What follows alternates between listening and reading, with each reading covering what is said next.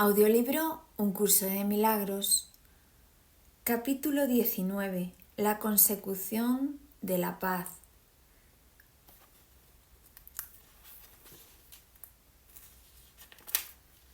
1. La curación y la fe. Punto 16. Dedícate por lo tanto a lo eterno y aprende a no ser un obstáculo para ello, ni a convertirlo en un esclavo del tiempo. Pues lo que crees hacerle a lo eterno, te lo haces a ti mismo. Aquel quien Dios creó como su Hijo no es esclavo de nada, pues es Señor de todo, junto con su Creador. Puedes esclavizar a un cuerpo, pero las ideas son libres y no pueden ser aprisionadas o limitadas en algún modo, excepto por la mente que las concibió, pues permanecen unidas a su fuente, que se convierte en su carcelero o en su libertador, según el objetivo que la mente acepte para sí misma. 2. El pecado en contraposición al error. Es esencial que no se confunda el error con el pecado, ya que esta distinción es lo que hace que la salvación sea posible, pues el error puede ser corregido y lo torcido enderezado, pero el pecado, de ser posible, sería irreversible. La creencia en el pecado está necesariamente basada en la firme convicción de que son las mentes y no los cuerpos las que atacan, y así la mente es culpable y lo será siempre, a menos que una mente que no sea parte de ella pueda darle la solución. El pecado exige castigo del mismo modo en que el error exige corrección, y la creencia de que el castigo es corrección es claramente una locura. El pecado no es un error, pues el pecado comporta una arrogancia que la idea del error no posee. Pecar supondría violar la realidad y lograrlo.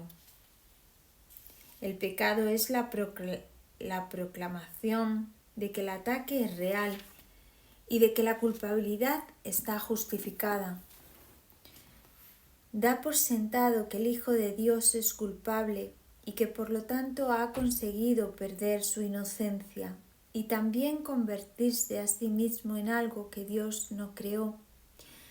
De este modo la creación se ve como algo que no es eterno y la voluntad de Dios como susceptible de ser atacada y derrotada. El pecado es la gran ilusión que subyace a toda la grandiosidad del ego, pues debido al pecado Dios mismo cambia y se lo priva de su plenitud.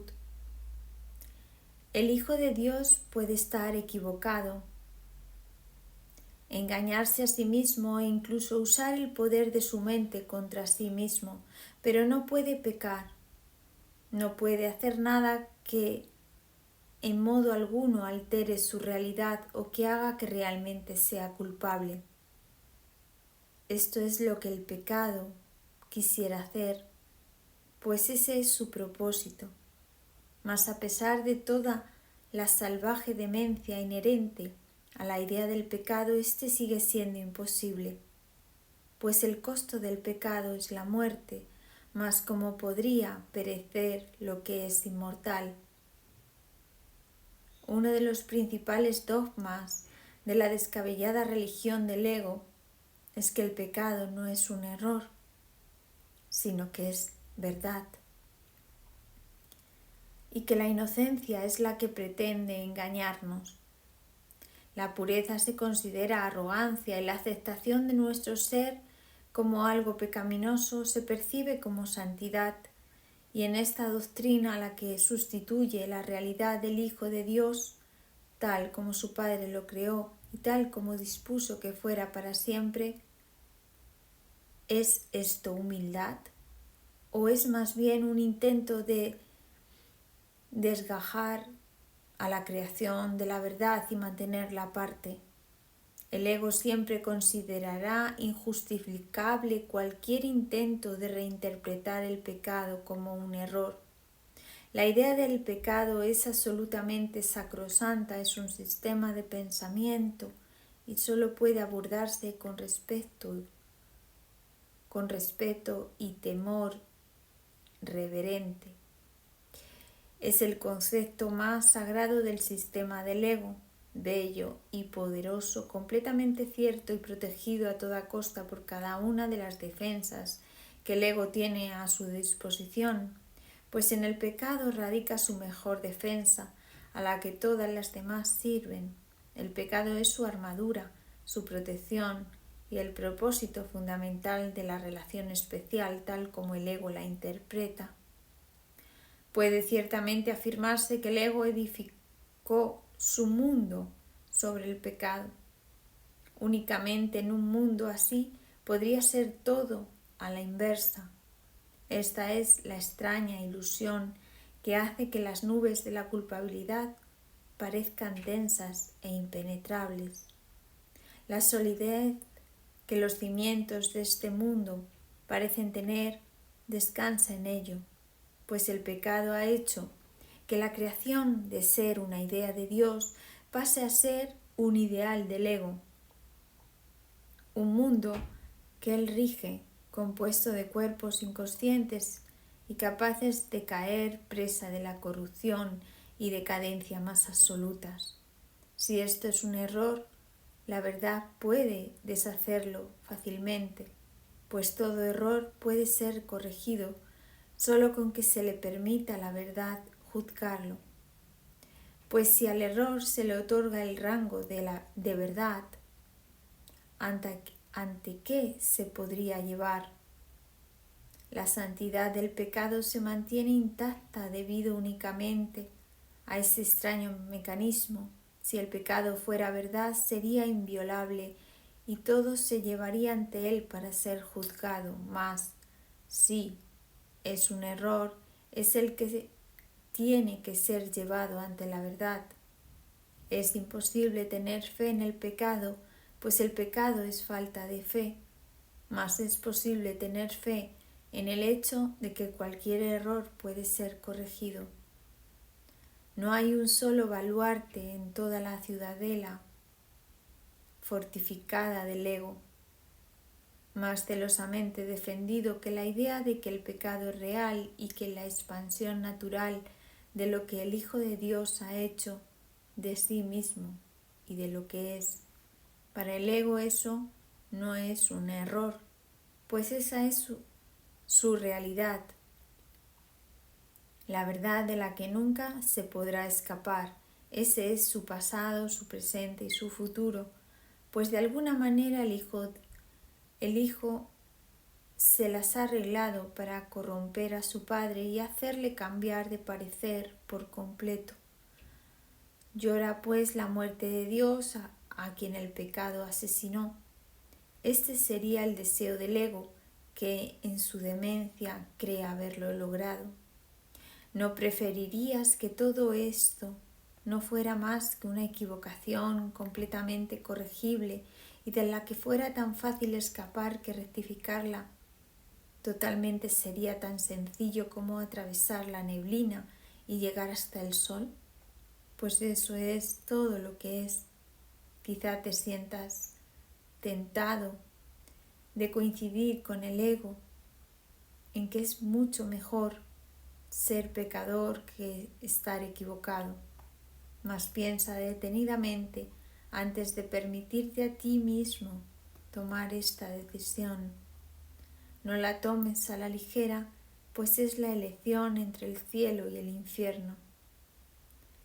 3. La irrealidad del pecado. La atracción de la culpabilidad reside en el pecado, no en el error. El pecado volverá a repetirse por razón de esta atracción. El miedo puede hacerse tan agudo que al pecado se le niega su expresión. pero mientras la culpabilidad continúe siendo atractiva, la mente sufrirá y no abandonará la idea del pecado, pues la culpa todavía la llama y la mente la oye y la desea ardientemente y se deja cautivar voluntariamente por su enfermiza atracción. El pecado es una idea de perversidad que no puede ser corregida, pero que sin embargo será siempre deseable.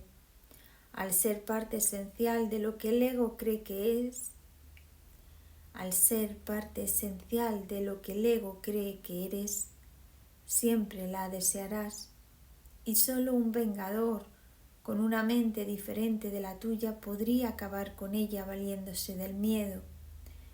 El ego no cree que sea posible, que lo que realmente invoca el pecado es el amor y no al miedo, y que el amor siempre responde, pues el ego lleva el pecado ante el miedo exigiendo castigo, mas el castigo no es sino otra forma de proteger la culpa, pues lo que merece castigo tuvo que haber sucedido realmente.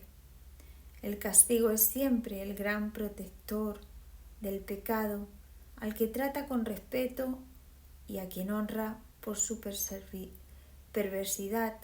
Lo que clama por castigo tiene que ser verdad, y lo que es verdad no puede sino ser eterno, y seguirá repitiéndose sin cesar, pues deseas lo que consideras real y no lo abandonas. Un error, en cambio, no ejerce atracción. Lo que ves claramente como una equivocación deseas que se corrija.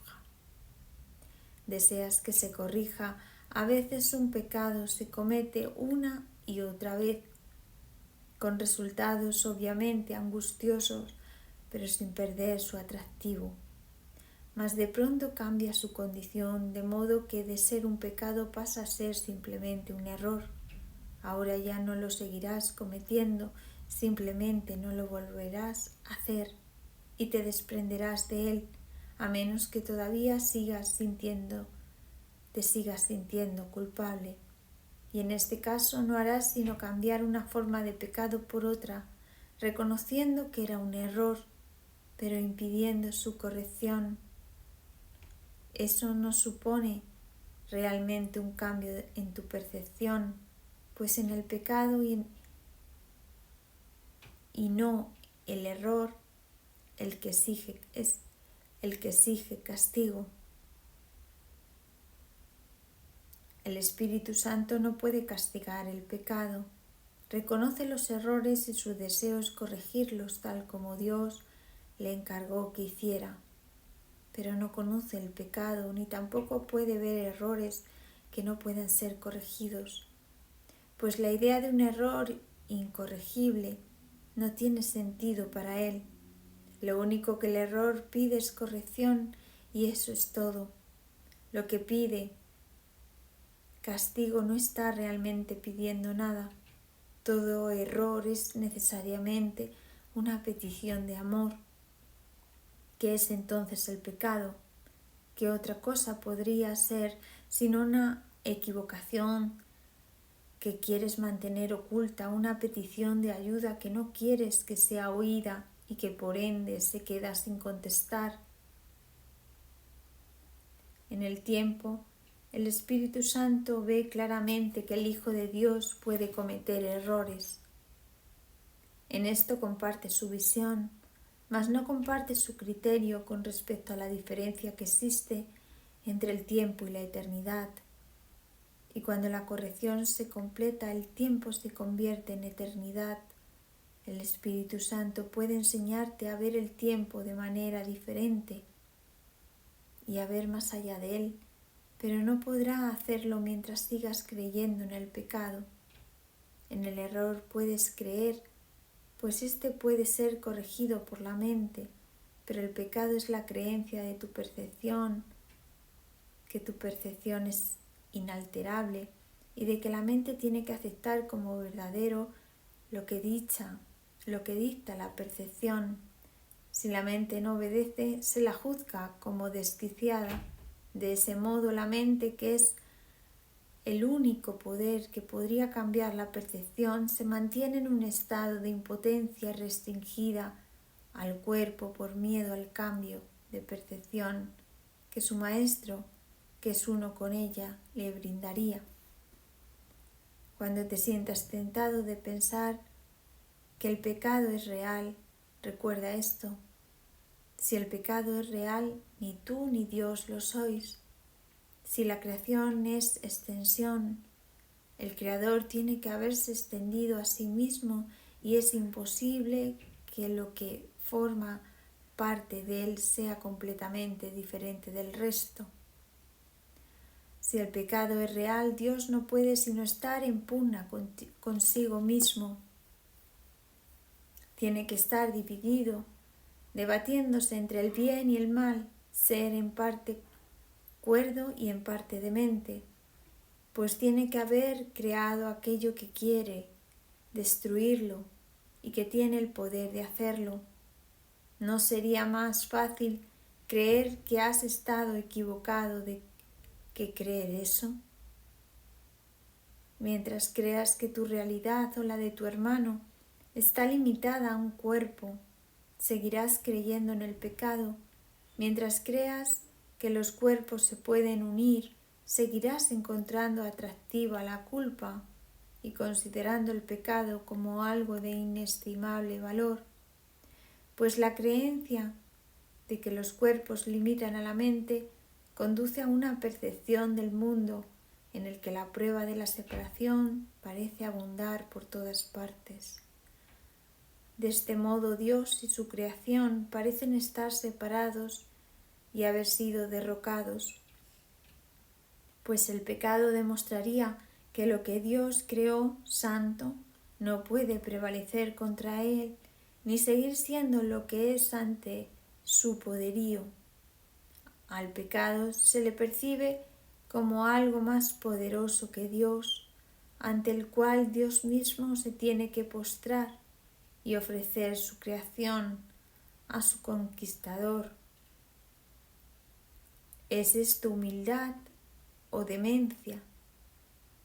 Si el pecado es real, tiene que estar permanentemente excluido de cualquier esperanza de curación, pues en ese caso habría un poder que trascendería al de Dios, un poder capaz de fabricar otra voluntad que pueda atacar y derrotar su voluntad, así como conferirle